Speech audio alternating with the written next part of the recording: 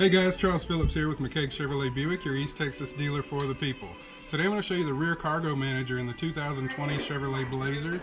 Really nice feature that's been around on some of the premium vehicles and GMs, but they've added it to the Blazer for us finally.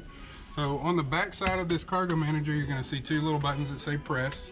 So you simply press those with your thumbs, and you can move this little, I call it a fence. You can move it up every 3 to 4 inches. Just to find the right spot for the cargo that you're carrying around.